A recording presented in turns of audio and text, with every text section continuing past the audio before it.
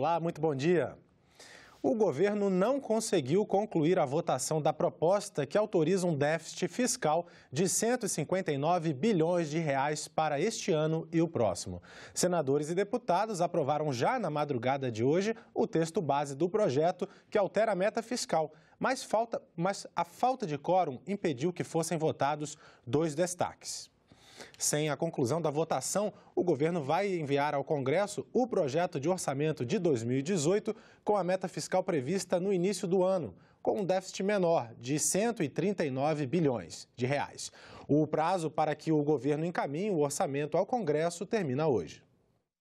Com a nova meta, o Congresso autoriza o governo a aumentar o déficit das contas que já estavam no vermelho. É uma permissão para gastar mais 20 bilhões de reais neste ano e 30 bilhões no ano que vem. Assim, durante os próximos 2 anos, as despesas do país vão ser quase 160 bilhões de reais mais altas do que o dinheiro disponível.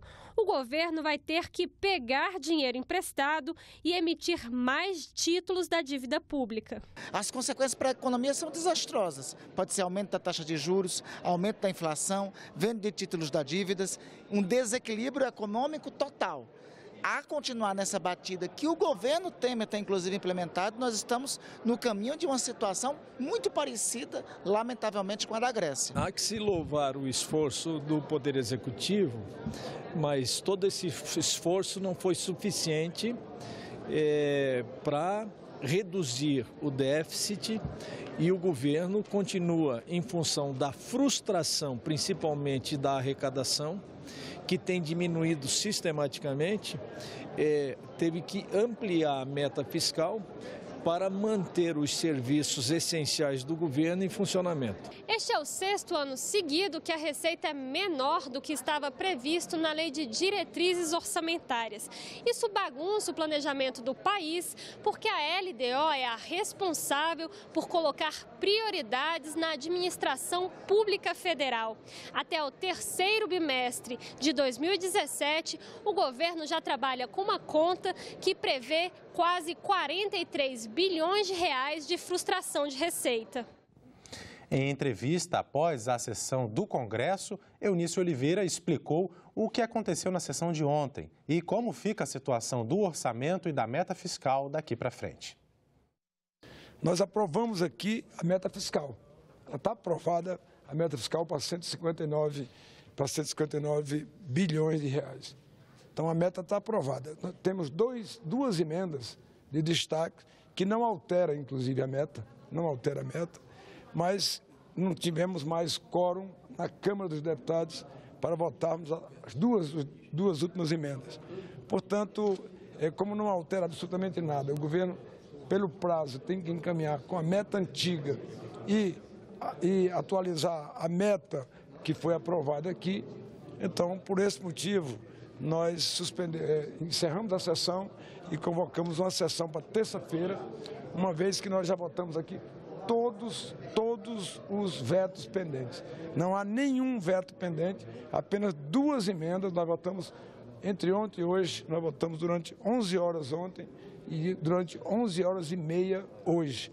Nós votamos quase 20 matérias nominais, com obstrução, com questões de ordem apenas para ganhar tempo, é do jogo da oposição.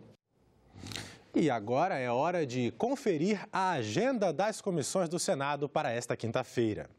A Comissão de Relações Exteriores sabatina daqui a pouco, às 9 horas, diplomatas indicados para os cargos de embaixador do Brasil na Armênia e no Suriname.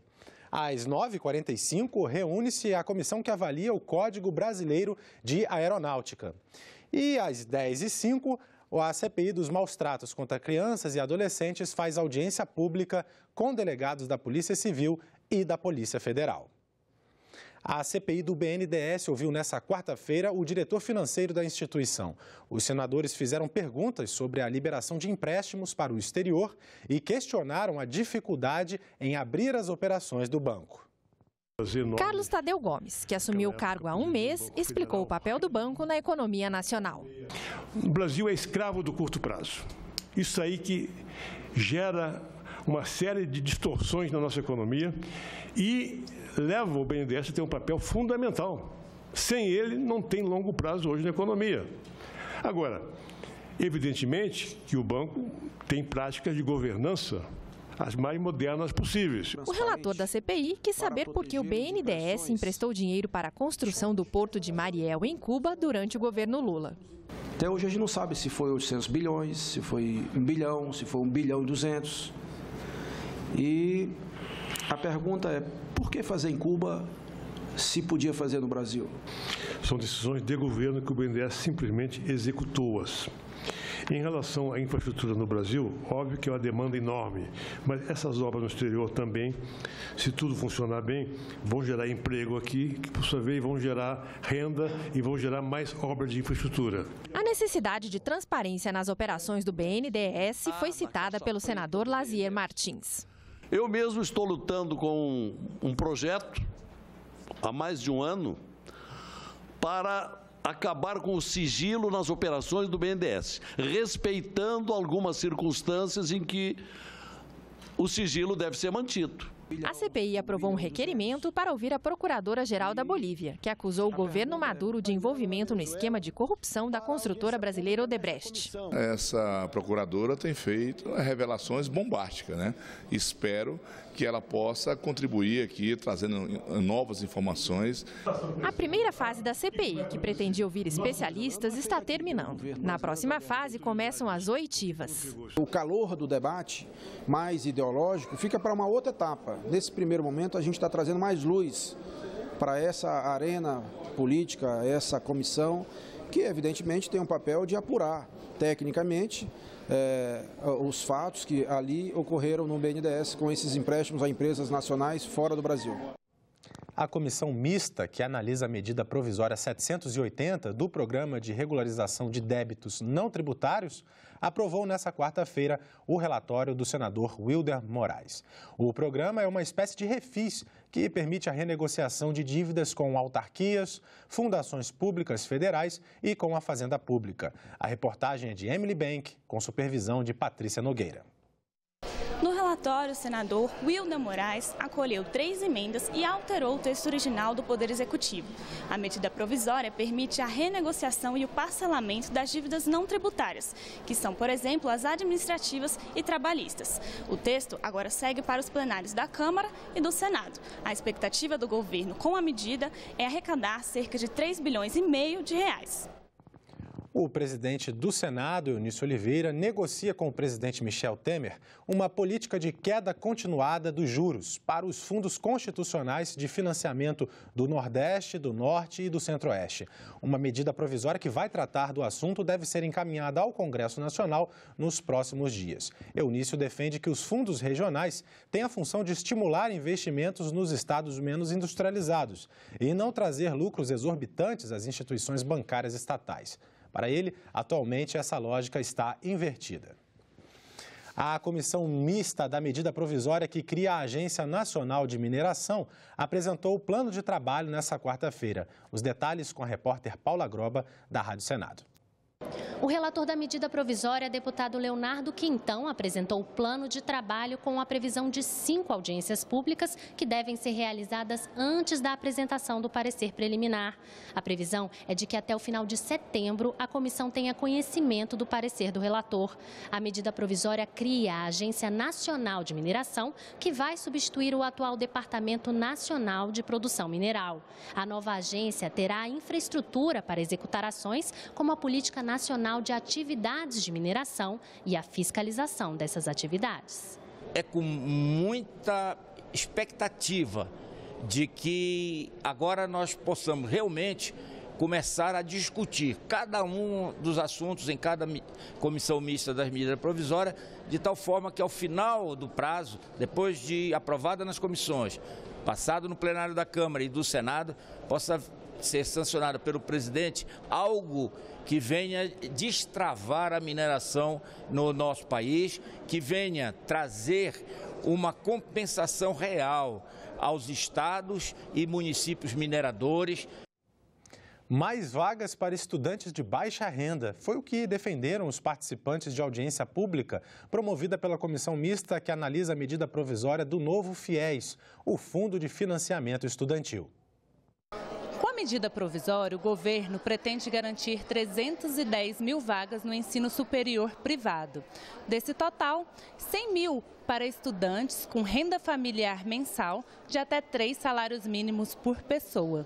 Os participantes da audiência consideraram o número de vagas baixo, principalmente essas vagas destinadas a estudantes mais pobres. O entendimento geral é de que a medida provisória não deve atender somente às necessidades do governo. Para eles, também é preciso considerar a questão social e o aumento da inclusão. Como é que se explica? Nós passamos de 2010 para 2014, 76 mil para 700 mil. E através dessa medida provisória, na prática, o governo só vai garantir 100 mil vagas. Porque das 300 mil, somente 100 mil vagas terão o aval, deputado Atra, do Tesouro, exatamente nacional. E essas outras medidas que a medida provisória apresenta, que no nosso ver, repito, ao invés de facilitar, de promover o acesso do jovem pobre ao ensino superior, vai exatamente dificultar. Eu acho que nós precisamos, e essa casa pode dizer isso, que nós precisamos de uma quantidade maior. Os números mostram isso. Os números mostram isso, a demanda mostra isso. Os jovens que estão fora do ensino superior demandam por isso. E se nós não fizermos isso, nós estamos acumulando essa dívida. E nós estamos, inclusive, economicamente, prejudicando o país, né? Porque nós não vamos ter um aumento de produtividade. Então, você tem uma questão social, você tem uma própria questão do desenvolvimento sustentável. Um passeio pelas sessões parlamentares do período imperial no Brasil.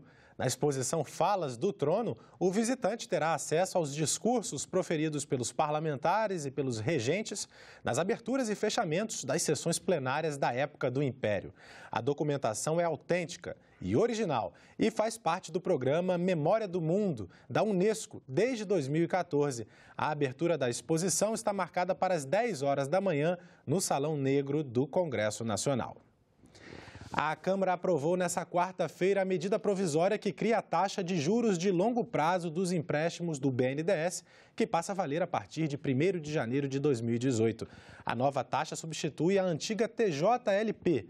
A matéria, que ainda vai ser examinada aqui pelos senadores, prevê que a TLP terá como base juros de mercado vinculados a um título do Tesouro Nacional, mais a variação do Índice Nacional de Preços ao Consumidor Amplo, o IPCA. E nós ficamos por aqui. Você pode rever as reportagens desta edição na nossa página na internet, senado.leg.br/TV. Obrigado pela sua companhia e continue sintonizado aqui na TV Senado.